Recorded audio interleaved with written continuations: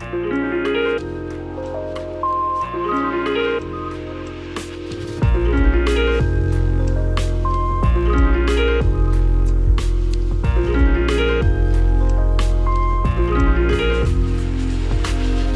friends and welcome to Noclip. I'm your host Daniel Dwyer. I'm joined by Frank Howley in San Diego, number one Xbox fan. How you doing, my friend? Great, I'm ready. It's a very exciting month. If we're only focusing on the world of video games, extremely exciting month. So I'm doing pretty good. In case for people who are watching this in the future, this is election day 2020. So this is a good time to do this because otherwise I'm just going to be doom scrolling on Twitter and watching the news. But the reason we're doing this episode, which is all about the Xbox Series X, which is a console that Microsoft are putting out, in case you haven't heard of it. I got sent a copy of one, or I got sent one, I guess I should say, last week by Microsoft. Not really quite sure why, to be completely honest, because we don't do reviews on Noclip. But that was nice. So I've had it for about a week and change.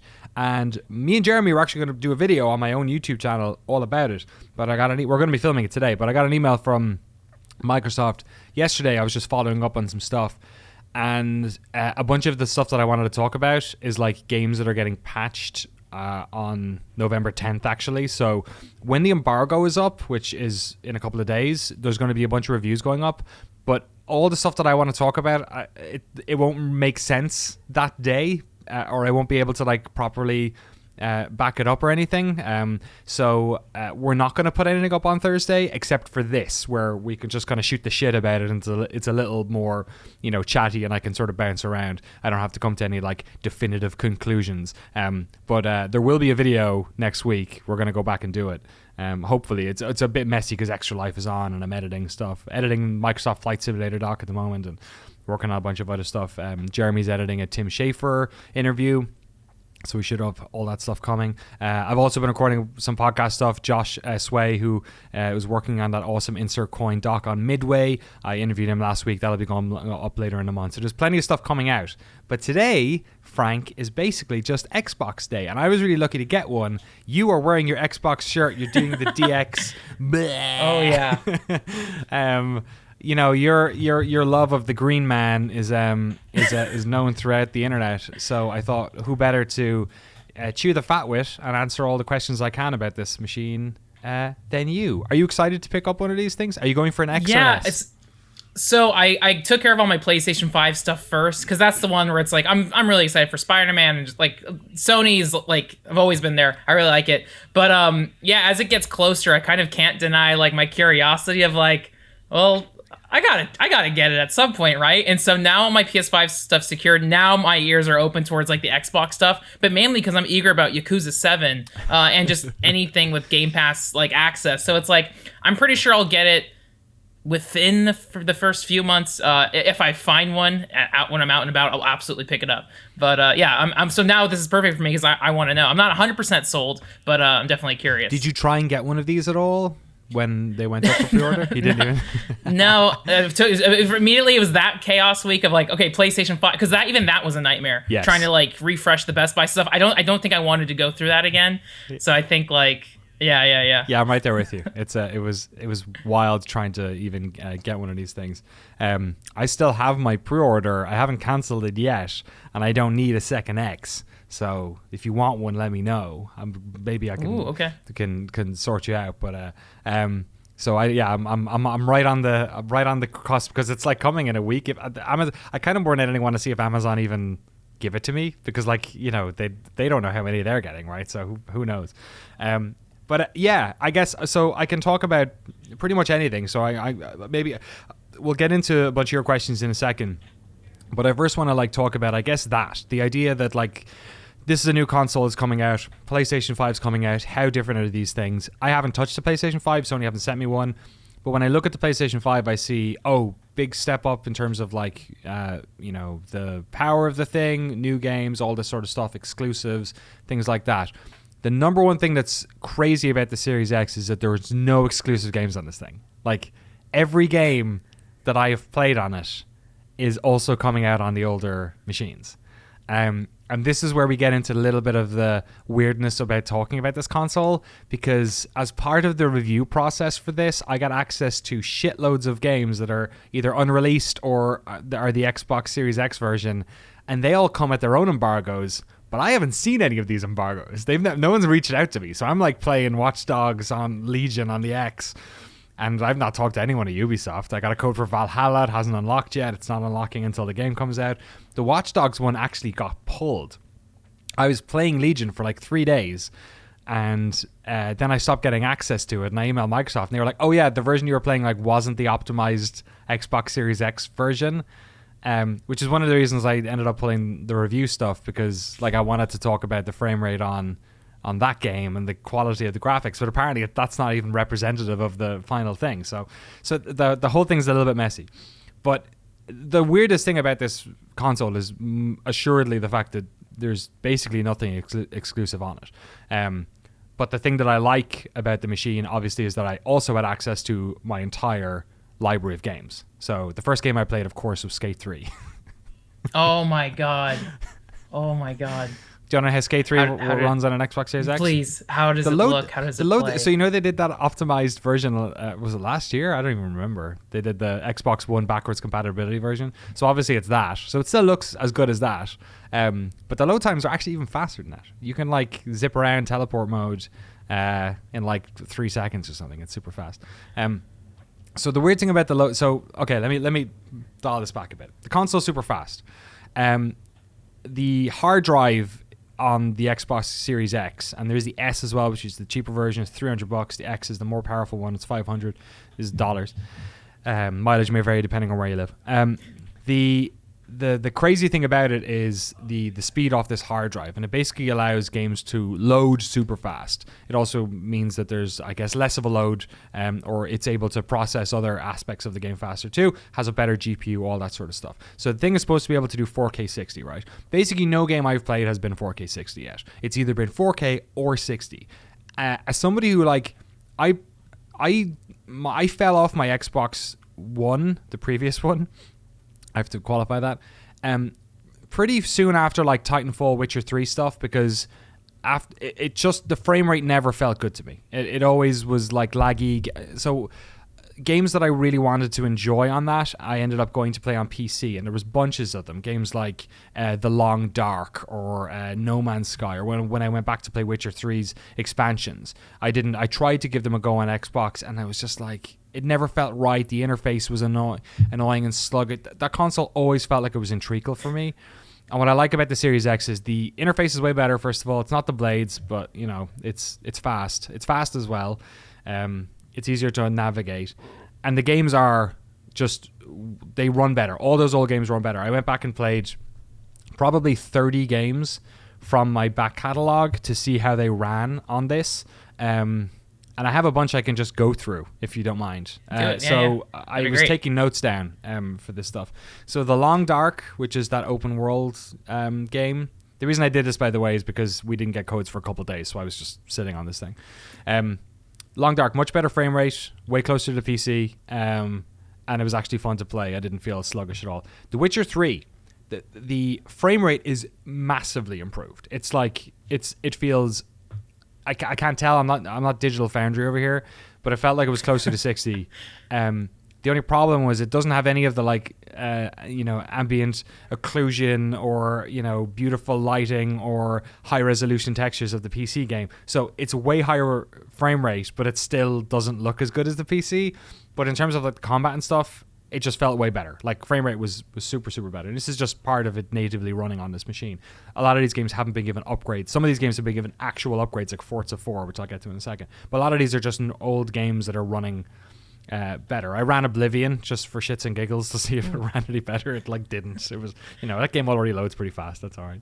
Hitman 2, way higher FPS, like runs way, way better. Faster load times as well. It was super, super slick. The Outer Worlds was the biggest jump I've seen so far. So that came out earlier this year. I captured a bunch of it before on Xbox One. The gameplay capture we used in our documentary was all yours from PC, I think. Yeah, PC. On this one, the load times on the Outer Worlds were so fast. And I remember them being quite slow before. consistently 60 frames per second, much more playable. Like, ooh, that's across great. the board, this was just a way better experience. And of course, I should also mention that because of, I guess they're calling it smart delivery, when you're buying all the new games, they'll run on the old stuff, but also anything you've bought digitally runs on this thing. You don't have to re-buy it or do any of that nonsense. Red Dead 2, the load times seemed faster, and it maybe had a slightly better frame rate, but it didn't seem like night and day like some of these ones did. I played a bunch of games like Blair Witch, which I tried to play before. It was too sluggish. This game doesn't look great, or it doesn't. It's not some like system seller, but the frame rate was way better on it, which was enough for me to like actually sit down and enjoy playing it. Elite Dangerous was the same thing. Shadow of War had, I guess it has either you go for resolution or quality. And these things are never consistent because quality sometimes means frame rate or performance, rather, I should say. Yeah. And then the quality, I guess, means effects in this instance. So you could choose between like higher resolution, like it being 4K, or it having better effects, like draw distance, which seems like a really weird delineation. So I couldn't get that game to run in 60. It always ran in 30, no matter what I chose. So that was that. And my preference has always been frame rate, so that's kind of where I am. PUBG has a new higher frame rate, 60 frames per second mode, but it drops the game to 1080, which is fine for me. The thing about playing games on televisions is that you're standing usually quite far in comparison to, like, I have a 4K monitor here on my PC. I'm standing really close to it. So I didn't see that was much of a difference. So games like No Man's Sky as well, night and day. Like, you can run that game in 60, it drops the resolution down, but it's so much smoother. Doesn't fix any of the native No Man's Sky graphical, I don't want to call them issues, but like that game has a lot of pop in. Like you come down to a planet, and then once you get to the planet, all the trees appear, all that sort of stuff. That all still happens. It probably happens a bit more. I can't say for sure, but it felt like it happened more when I had it in 60 mode, but just way better. Like games that felt super smooth, that didn't feel super smooth before, now felt way infinitely more playable, and I thought that was pretty cool. So I do see there being like an added value in this machine for people who didn't play a bunch of old games.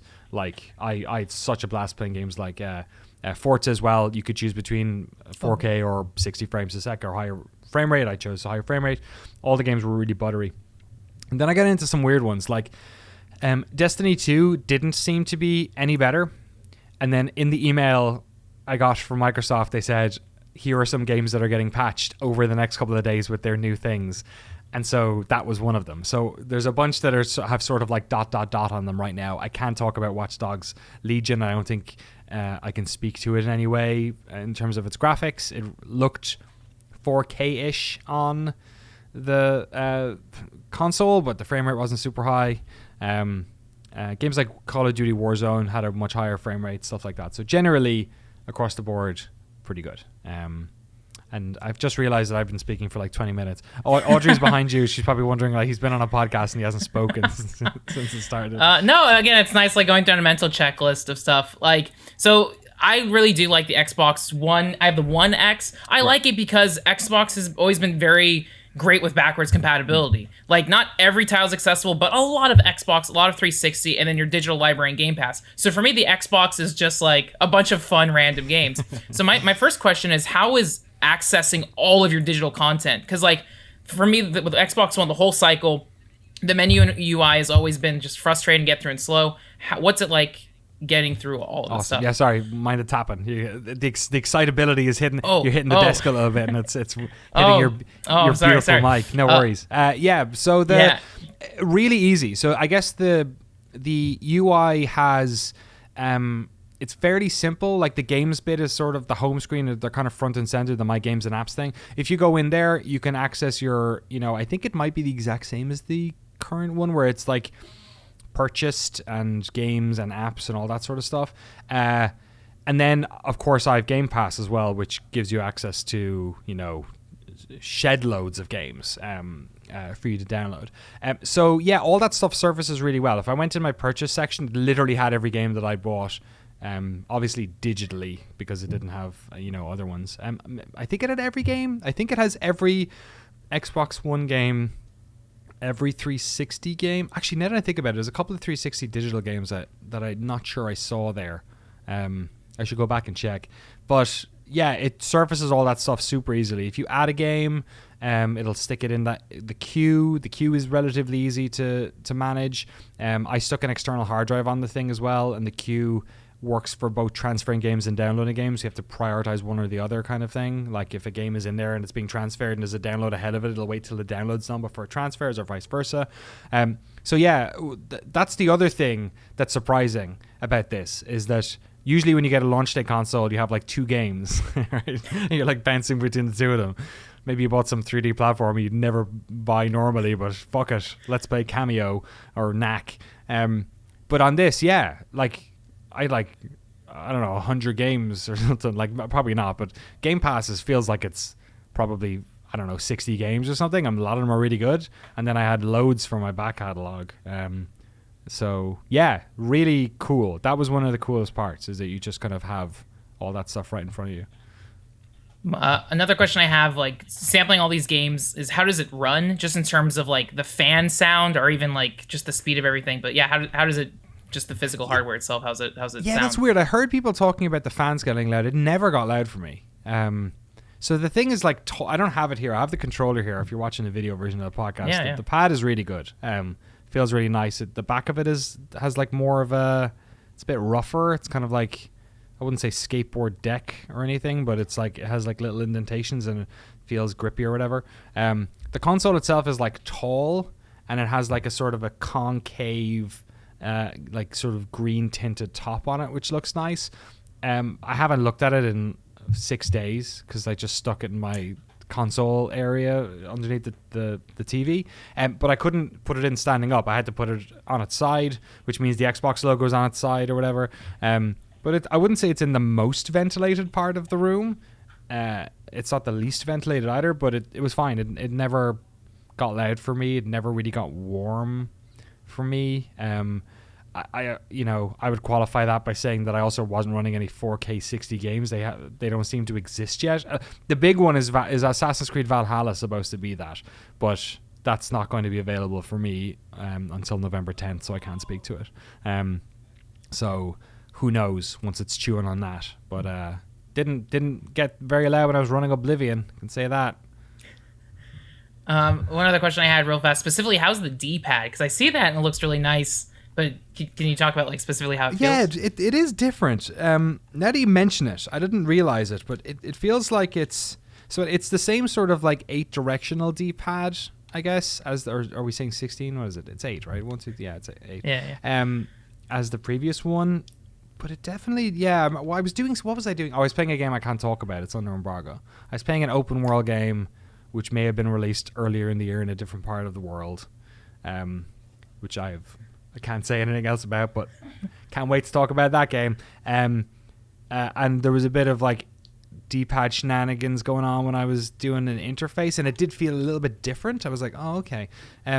What games would you be thinking about with the D-pad? Like, because I'm trying to think what Xbox games I have a D-pad on. Like, there's a lot of I like there's Killer Instinct or just fighting games in general. Okay. If you're not using a stick, like D-pad stuff feels good, or even like Streets of Rage, like more like retro inspired games. Like, it feels like you need to. If I'm pressing down to get to the down left or down right, it feels like I have to go over a bit. It doesn't feel like I would accidentally do it, but it's definitely a bit more swimmy than the other one.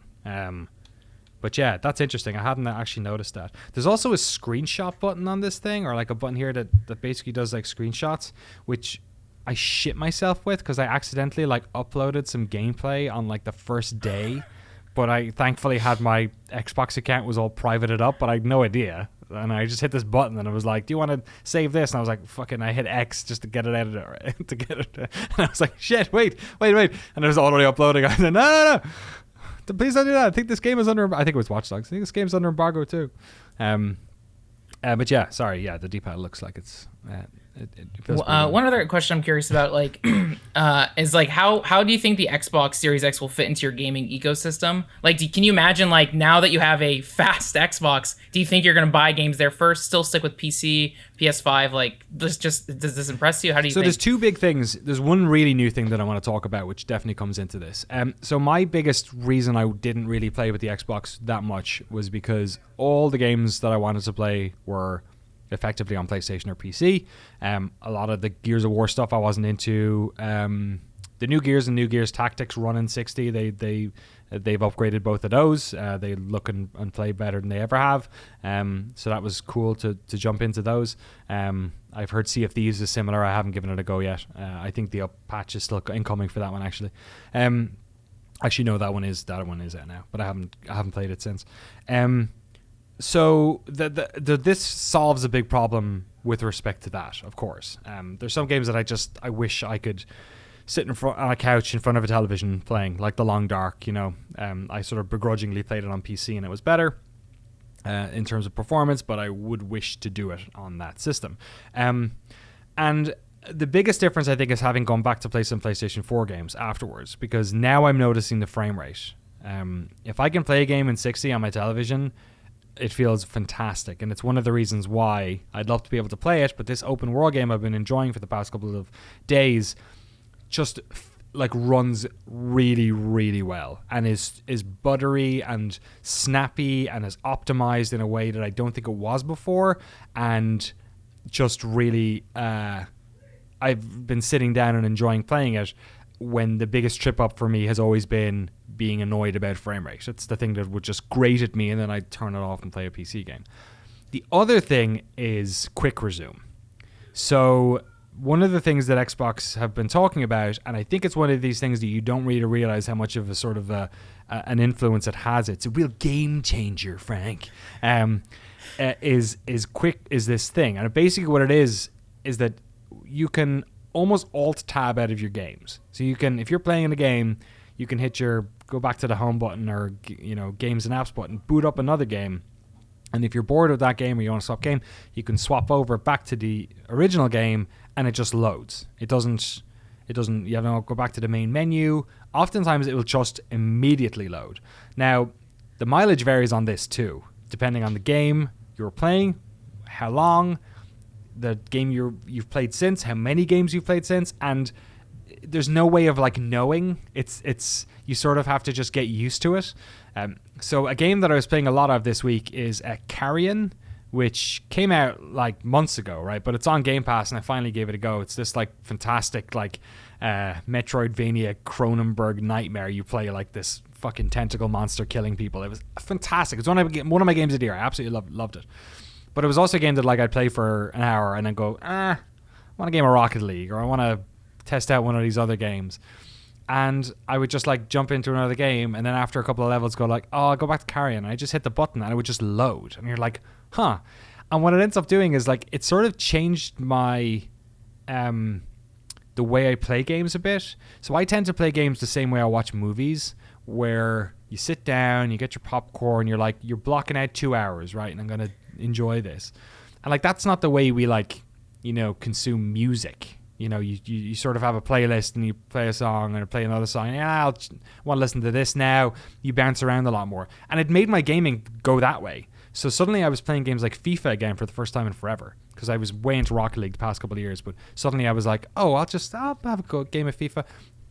And then I'd play a game of FIFA or Madden I was playing a lot of, and then get bored of it and then leave. And then I'd come back and it would like pick me up at the same spot in the game. And even, I don't know if this is part of it or if this is just a Madden thing, but I've even had situations where the game didn't load immediately. I went back to the main menu and I went to play the game, back to exhibition, and I was like, oh, you've an unfinished game here. Do you want to play it? So I've just been, this like pick up and play ethos is now right with me. And one more thing on the smart, what's it called again? I was about to say smart deliveries. Too many phrases. It's quick resume. Thank you. Yeah. One more thing about the quick resume is that sometimes like Carrion would snap immediately in. Sometimes it would say, I don't know, a little icon came up in the top right that said like quick resume starting, and it would like sit on the like a graphic, like the load graphic from the UI, and then it would snap in. And then sometimes it would just load the menu because, I'd played 5 games since I had last played Carrion. And you're like, fair enough. So you do have to be a little bit aware of, like, if I was playing, for instance, this open world game that I'm enjoying, that would be a game I'd probably do a hard save on before I'd leave because I wouldn't trust it. You know what I mean? Like, you come back and it's like, drops you back to the menu and then hits continue. I'm not sure if the games are doing anything extra on X. Like, I'm not sure if they're auto-saving when you I keep saying alt tab, but when you like, guide button your way out of there or whatever it's called. But it's really cool. And it totally makes that experience of sitting down to play a game and just pick up and grab it way more plausible for me. Especially when it came to, I really needed an excuse to play an Xbox before, like Titanfall. When Titanfall 2 came out on everything, it was like, all right, I'm done. Sorry, Xbox, I don't have to use your shitty UI anymore. And that's not the case with this. It's so fast. So that's a big difference now when I go play PlayStation games. I'm like, oh, I gotta like commit to playing this game now. And it's so weird, but it makes a big difference. Well, that's really why I like the freedom of the Xbox, having the giant library. And like, I feel like Game Pass really does pick up all these small indie games like Carry On. And that reminds me of like when I was a kid playing Super Nintendo games. I would play like a little bit of Street Fighter, pop it out, throw in RoboCop 3, like just switching out different games. And I wasn't so attached, but I was just focused on having fun. And I think sometimes you need like right now I'm playing Red Dead 2 and it's such like reading a book and it's like, oh, I can't play something else. But Xbox is, I don't care. I'm going to try this game out. And like that's the stuff I always kind of look forward to. Imagine playing Red Dead now and you're like, I need a break for a second. You go play one Rocket League game, it would take like 2 seconds and then come right back. And you like remember the load times in Red Dead and like how long it takes you to get from the menu into that game. Like it does so much work in terms of world generation on that first load. And I think I tested it out here and it definitely was a lot faster. But I remember looking up an article a couple of weeks ago where they said, I think the initial load on Red Dead or any of like the big loads were like 1 minute and 40 seconds and they were down to 40 seconds. So they weren't like gone, but it's a significant jump. And if you like jumped into a game like Carrion maybe or Rocket League, I'm not sure if I feel like the scale of the game maybe made a difference. I'm not sure. Maybe that's just in my head. But like you go back to Red Dead in your menu and it would just like you'd pop up like the game would like alt tab, boom, there it is. And it's really weird. You do it, you're like, Jesus, okay. And it does change your relationship with it when suddenly you realize, oh, I can just kind of mosey on out of here if I want to at any stage, and come back. It's not that big a deal. Yeah, I like that. I'm trying to think if there's any other... Are there any other, like, huge features of the Xbox Series X? Because, I think that's everything. My other question is, like, I'm excited for... I can say what I'm excited for. Like, I'm very excited for, like, Yakuza 7, which was, like, the main thing that pushed me towards wanting again Xbox. Are there any other, like, exclusives or other things coming out this year that, like, that you're looking forward to? Like, that was, like, the one on my end that I'm excited for. Well, maybe in the future I'll be able to talk about that game and whether or not I like it or not. I don't know now, because as far as I know, that game's not out. And I haven't talked to anyone at Sega if I have been playing that game or not. I couldn't tell you.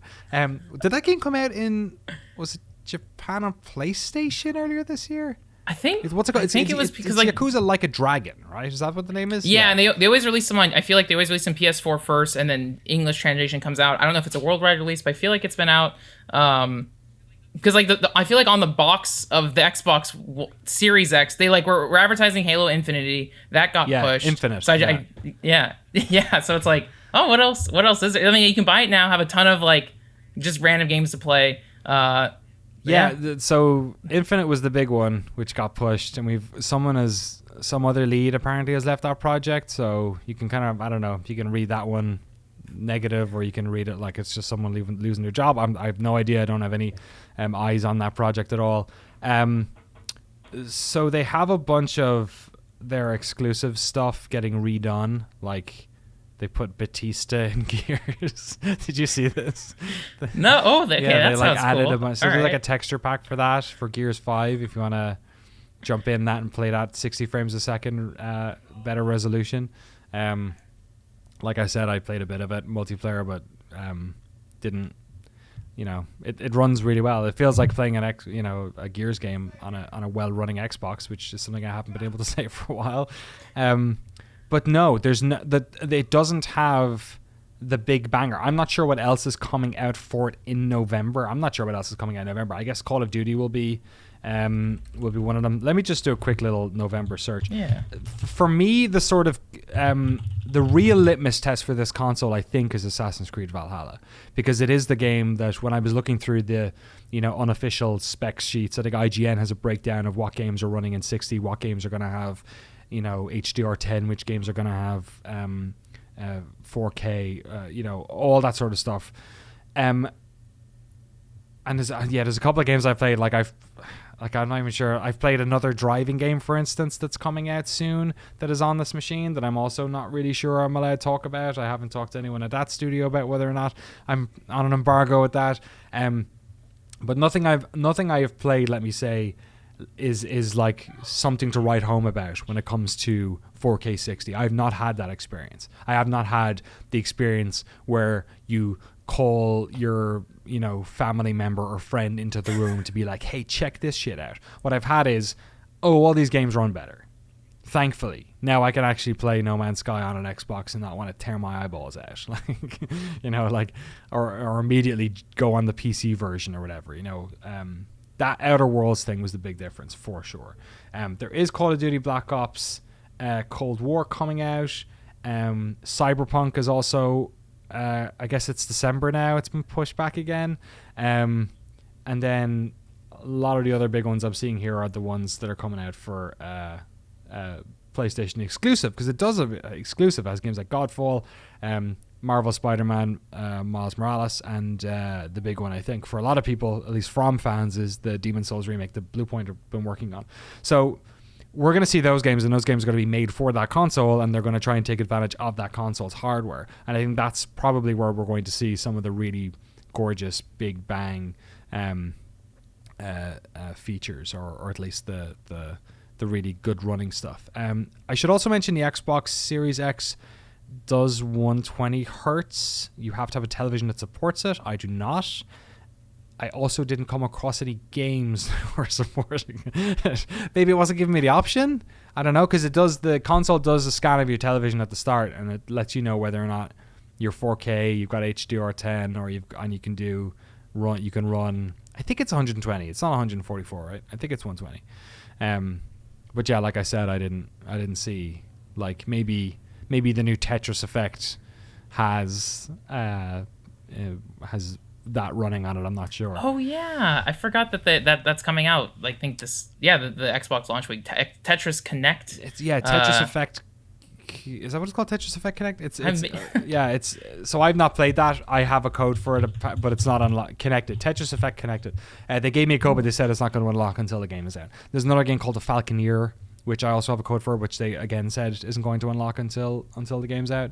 And yeah, the racing game I've played that I can't talk about, I don't think is the new Dirt game, which I don't know when the embargo is for that, but I can't talk about it yet. Like I said, Forza 4 ran in 60 really nice. I went back and played Forza 7 to see if it made a difference to games that were like that old. I think that came out in 2017. And it runs well. Frame rate seems decent, but didn't it's hard to tell, I guess, the litmus test on those.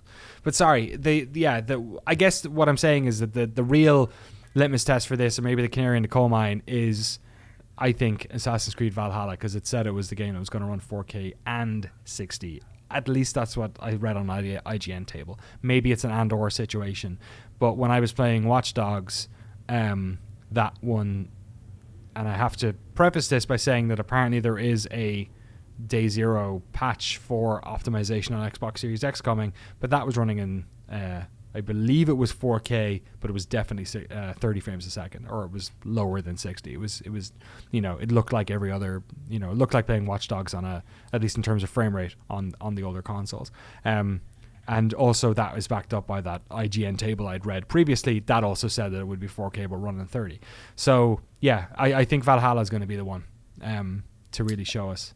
At least for launch, and then down the road, who knows? Like maybe a couple of months into it, they start to really push this thing's power. The other thing about this is that as well. Like a lot of third-party studios, obviously like Ubisoft, have been patching their old games to make them more work optimized. I have a whole list on my email of the ones that are getting updated and when.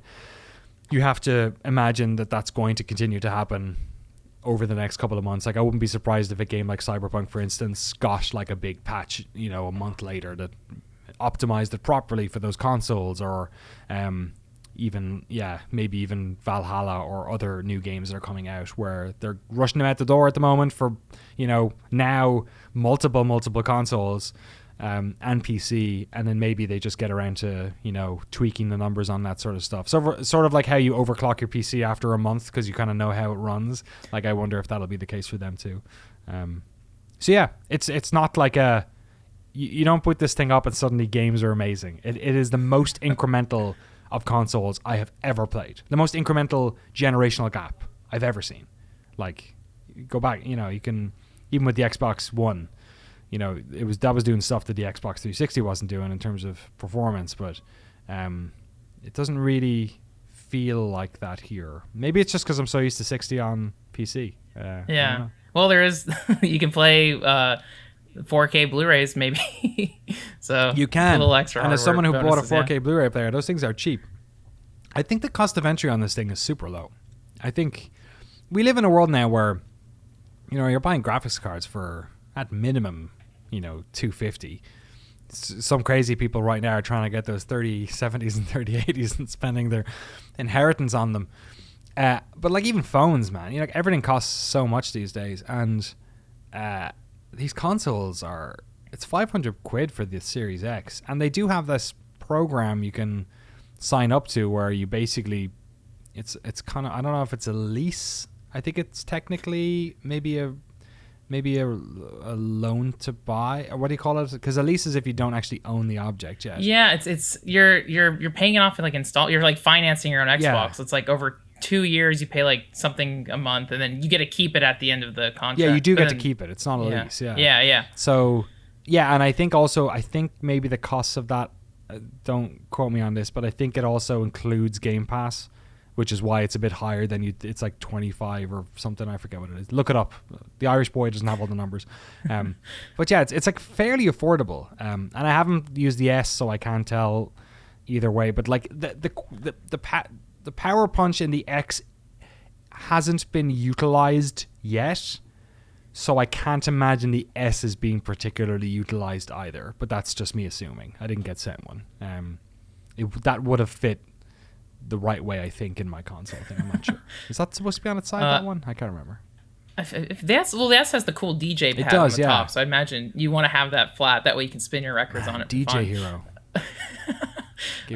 This is totally separate, but is there anything like, I don't know if you're a fan of achievements and stuff, but I always love like their silly UI stuff. Is there anything flashy, or did they change the sound effect on that, or is it just the standard like little pop? I think it's the same as the updated one on the one. I used to love achievements, man. I had like, I think I had 47,000 achievements on Xbox 360, and then I got like 1,000 on Xbox One. I think like a couple for The Witcher, a couple for Titanfall, and then God knows what else. But I'm closing in on 50 finally. It's my deep shame that I thought I'd hit 50 on the 360 and never did. What's yours now? With the man, it's so weird because like I was super hardcore on 360, Xbox One, I didn't touch it. Then I got into the PlayStation thing, and then they inflated theirs. So mine, I feel like it's like 65. Okay, I don't know, 65,000. It's a lot. Okay, I'm still in the game. I didn't totally flub it on the last generation. Well, now with that stuff looks good. It runs fine. They pop up. You hold down the middle button to see what the achievement was. It gives you the percentage thing. I always find that weird, man. It's like it's something percent of gamers unlock this. Is that people who started the game? It's if you've like put the game in and like turned it on, it saves it to your like profile. Right. And like that's the stat I love, because now I'm like in chapter 6 in Red Dead, and I get the trophy, and it's like 32% of people bothered to play this much, and it's like, what? The crazy one that I noticed was in Carrion, like everyone got to like the 3rd level at least, or it was I was like, wow, they have like 86% of people unlock this, and I'm like, are you shitting me? Like they really nailed this. retention on this one or whatever. But yeah, it pops up the same. I'm trying to think. You can do emojis on the keypad. Could you do that in the last one? I don't think so. I tried to put a race car emoji in my name in F1 2019 because it was on Game Pass, and the game was like, "No, the fuck is this? You can't put that in your name. What's wrong with you?" The craziest thing with like always text entries is like you can't put other system names. Like I always try to make my name Xbox in anything, and it always says like that's a banned word. And I'm like, what? I don't know. It's a banned word. My favorite part. That's so funny. My favorite part of playing like console games is seeing people's usernames. Like it's the best. That's a banned word. That's so funny. You can't. I did want to state for the record, I have 68,418 achievement points. So again, we can have a little like Noclip office pool, little competition. Let's get Jeremy in here. It'll make me feel better. I'm sure he's not up in the. He'll be able to clear all the roguelikes. I like that. Hey, if you're in the Noclip community, let us know how many achievement points do you have. Yeah, totally. Stick them in the comments or email us podcast@noclip.video. Yeah, I think I'm gonna hit that 50 though. I'm playing a bunch of games. I don't have to play this thing anymore, right? But I am. There's like 2 or 3 games right now I'm playing, and I'm going to like play Valhalla on it. And that is a game that I previously would have gotten on PlayStation 4, or on I guess on PC. I never really played the Ubisoft games on PC. I'll have to see though. Yeah, my wife is way into the Assassin's Creed open world or the Ubisoft open world games, except for Watch Dogs. She's never. I don't think those games are a little bit funny. I'm not sure. I think thematically they might push people away a little bit, or she's not that way into the story stuff. So we might be a two machine Valhalla household, but I might have to be a jerk and stick around the PlayStation. I don't know. We'll have to see. Maybe I don't know how that works. I don't know if I can set up an account for her to play my games, because we do that on the PlayStation. I have like the machine that she uses as my main PlayStation machine, and her account can play all those games. But I've never done the sharing stuff on Xbox. I feel like Xbox is very friendly with their digital library from the same household, because I have 2 Xbox Ones in my apartment. So like I gave my roommate my original base Xbox One, and he can access. I think it's as long as you're signed in your gamer tag and you claim it as like the owner of console, any other account made on that can access all your stuff. I think so. Like, yeah, because like we have an Xbox One in the living room, an extra one, and that's just the Game Pass machine. And that's great. Yeah, so so try it out. I was about to ask that actually. So if one of you has Game Pass, do both of you have to have Game Pass though? No, it's as long as you are signed on both consoles. So just clarifying, this is how it works for the Xbox One generation. I can't imagine them locking it down. I feel like they're very friendly. Like I feel like Microsoft is just like letting people on board. So try it out. Yeah. Well, actually, I'll probably end up doing it that way, because I have an Xbox, because we bought consoles for the studio. So now we have like Jeremy took a bunch of the stuff, but the consoles all ended up back here, I think. So I have an Xbox One X, is that what it's called? And the new one? Yeah, that one runs pretty well. Because my Xbox was a launch day Xbox, the Big Bertha. So I have an X here, which was basically the not being used machine, or I guess the older one was the not being used machine. So maybe I'll put that in that room. And if I have Valhalla, then I should have it on Smart Delivery, which means I should also have it on the Xbox One X. So right now you have One X. You're thinking about getting 2X. How many? No, I'm not. I don't want the other console. I'm going to cancel. The only reason I still have the order for the Amazon order for the other one is in case one of my friends wants it. We're not going to have like 4 redundant Xboxes in one house. That's like a nightmare. I have I have 2 of the PlayStations. We did basically when we got the studio, I bought the new versions of both consoles because we needed to get the good gameplay, right? So the PlayStation PS4 Pro. So I have a Pro and a normal PS4. The normal PS4 is in the garage attached to the race wheel we had in the studio, like the race cockpit. So that's literally the Formula One PlayStation downstairs. It's absurd. So yeah. And then this one is and then we've a PS5, I guess, coming as well. Well, we don't know. Maybe Amazon won't send it. So then I don't know what to do. I guess we have like 50 televisions in this house as well because the studio closed down. I fixed that Haunted one. I fixed it. This, yeah. Finally, it was the IR receiver. I had to unscrew the back of the television. I was so stressed out because that TV was like, I don't know. It was the studio television. It was like $1,500. And what was the issue with it? It's just the volume slider would just scale to maximum. TV would turn on its own. So sometimes when I had it in Maryland, I'd come down and it would just be on in the morning, which freaked me the fuck out because we lived in the woods. Poltergeist. Yeah, and the volume would always spike to 100. So when we did the Extra Life stream last year, it would just like, and I was playing Formula 1 games, it would just spike up. So I had to like export the audio to external speakers or something to get it to, but it would still, it would make it so you couldn't turn it off because like the volume, as the IR receiver thought it was receiving a signal for volume, so you couldn't do anything in the menus. It was just a nightmare. So yeah, I ended up getting a part. It cost $20. I bought it off lgparts.com. It was a $20 little thing. I had it overnighted, and the next day I screwed it in. It's really easy to fix televisions. If it's just like a problem with a piece of the board, you just get that replacement and screw it in. It took like 20 minutes. But yeah, I digress. So yeah, we're gonna have this house has way too many consoles. But we have solar heating, solar panels on the roof, so I don't have to pay for fucking any of it, electricity wise. So I don't give a shit. I should mention we have really fast internet in this house. I've got gigabit. It was pretty fast downloading games on the system. One thing actually I should mention, which I don't think... Did I mention how the hard drive makes a difference in terms of how fast these things run on the externals? You talked about you can transfer your save, your things, but yeah. So one more thing to consider. So the machine is a terabyte drive on it. It's the super fast SSD, but it's a terabyte. Destiny's 100 gigs. Call of Duty's Warfare mode is 100 gigs. Red Dead 2 is 120 gigs. So these games are big. I don't know how big Valhalla is. I have it downloaded. I'm not sure if that's under embargo. I probably shouldn't say anything. But let me say Watch Dogs is about 50. So some of these games aren't getting that big, even the big open world ones that are being made for this. Who knows? Maybe there's a Watch Dogs Legion patch that's going to optimize it. That's going to be 100 gigs. I couldn't tell you.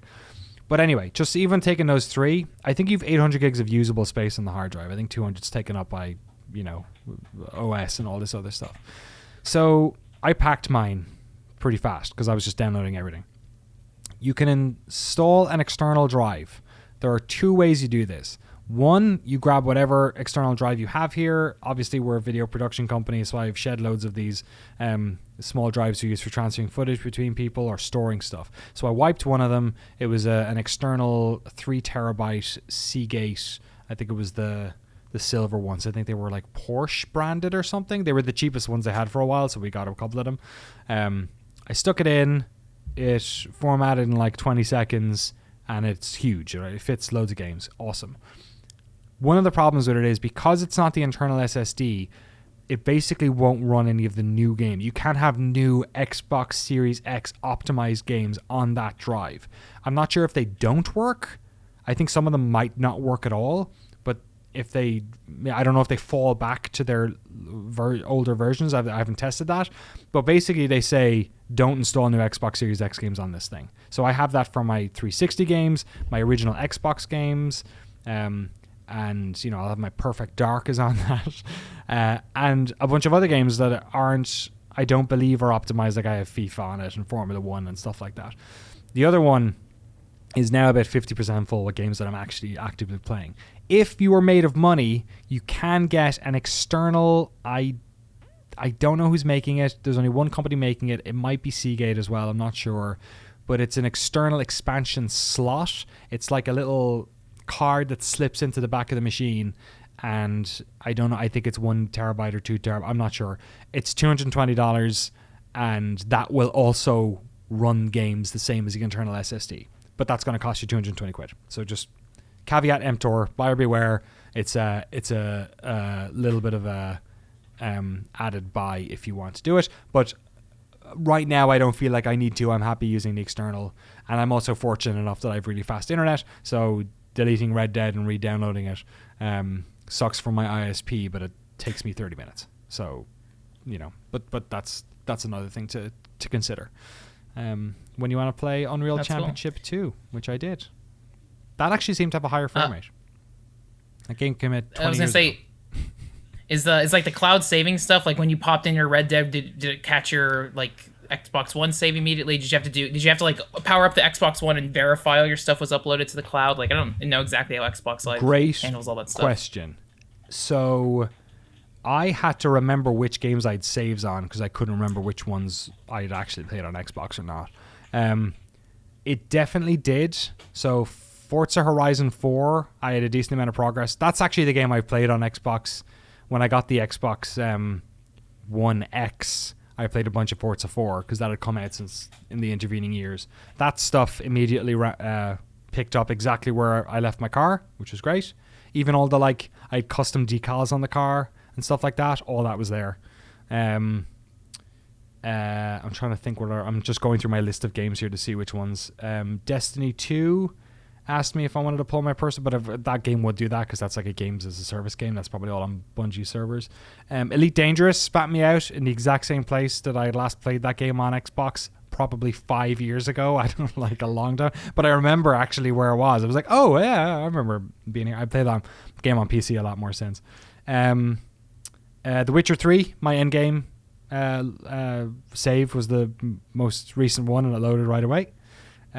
So yeah, I all my progress was there, and it never prompted me. I never got like a, do you want to download your cloud saves, or do you want to upload or sync, or nothing ever.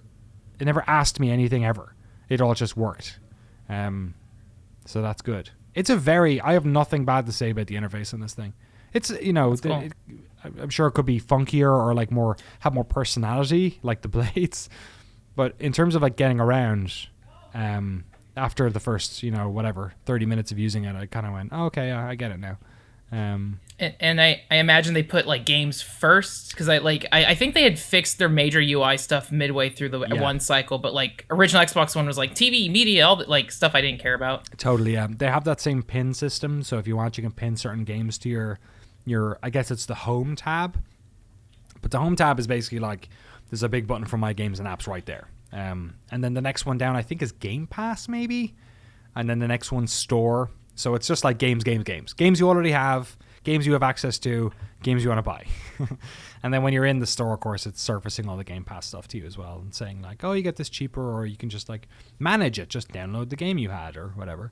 Yeah, and is there still an avatar? There's an app section, and I got access to some. So it has Spotify again if you want. It has that, is it Vuzu? The like cable cutting television thing, that's there. I think you have to sign up maybe on their website and then download the app. I'm not sure how that works exactly. It has the YouTube app, I think. So it still has all that stuff, but it's not like the Don Matrick television home center feeling of the other one is definitely not happening here. It's very cool. Video game focused, the whole thing. Yeah, and it has all the has all the achievement stuff. What are they called? Groups or something? The clubs? What are they called? Clubs. It has all that stuff. But it's kind of like a little bit, it's like a layer back. So you kind of have to go looking for it. So it's not, I felt like on the other one, it was constantly showing me stuff I wasn't interacting with and didn't care about. Whereas when I load this thing up, it just shows me the last 5 games I played are right there. Kind of like the PlayStation, where it's like in order of appearance, right? The last time you played them. And then if you want to go back to your game selection, I just hit the My Games and Apps thing, and it loads you into installed right away. And then if you want, you can go down to, purchased, installed, purchased, Game Pass, I think is the way it breaks it down. And they're all right there. It's very easy to pick, and it's those little small tiles. So you can see them really easily and grab them pretty easily. And moving them between hard drives was pretty intuitive too, and it lets you know how long it's going to take, and it gives you a progress bar for the transfers. And if you want, you can pause a transfer and download a game instead. The games will let you know when they're ready to play. Has that little bar like the Blizzard launcher where from here you can start playing it. I had preference priority on some of them, so it would be like, oh, do you want to download the multiplayer or single player first, that type of thing. UI is great, and I hated the UI in the last one, so I was coming in hands swinging on this, and it's great. I've nothing bad to say about it. Just missed the blades. Yeah. Well, yeah. I mean, again, I think you said it perfectly. Where it's like it seems like such a small incremental upgrade, but I always like having access to both consoles because I always go to like used. I go to like Book Off a lot, which has used games, and like I always like looking for deals. And so usually when it comes to new games, I'll buy whatever's cheaper. So you know what, might get an Xbox One so that way I can play optimized Xbox One Series X stuff. Yeah, it's funny. Like I feel like I can't go back to playing the other X. I mean, not that I was anyway. Obviously, it's clear from this podcast that I wasn't a huge user or fan of it. But this feels like buying like. I'm on an iPhone 8 at the moment. My phone is an iPhone 8, and like what just came out, 12, I think. I think the 12. Yeah. If I bought a 12, I wouldn't keep this around. You know, like what would be the point, except for a different room or whatever. So like that's now I get to put the other Xbox in the other room, so my wife can use that one if she wants. But I'm not going to use that again because I have all those games on this machine and they all run way faster now. So why would I bother? So that's that. I am interested to see what the PlayStation stuff looks like because to me that seems more of a, look at these games, look how these games look, jerks, because that's not what this is, but also what this is has gotten me to play more Xbox games, and I am going to continue to play the games that I'm enjoying on the system right now, and I'm really looking forward to playing Assassin's Creed Valhalla. Hopefully it runs really well on this machine, which I wouldn't have necessarily been excited about. I'm trying to think. There was an Assassin's Creed game that came out at launch. Was it Black Flag? No, Black Flag was cross-gen. Black Flag was the PS4. Yeah, wasn't it? Because it was on PlayStation 3 as well, I think. God, I can't remember, but it was on the new ones.